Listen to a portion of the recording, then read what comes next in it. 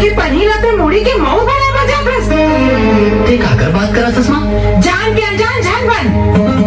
अरे वही देवारी टोरी जो गली गली में नाच थे।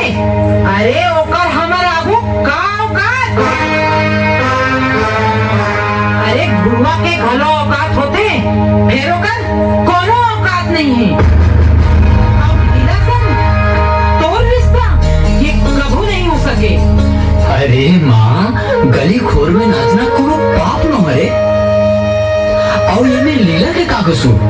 बोइर के पेड़ में आमा फरे के सपना झंडे। वो जियत ले तोर बिहाव और दीवारी टूरिज्म कबू नहीं हो सके। तो ठीक है, अगर ये घर में बहू बन के आई तो सिर्फ लीला और कोनो दूसरा नहीं।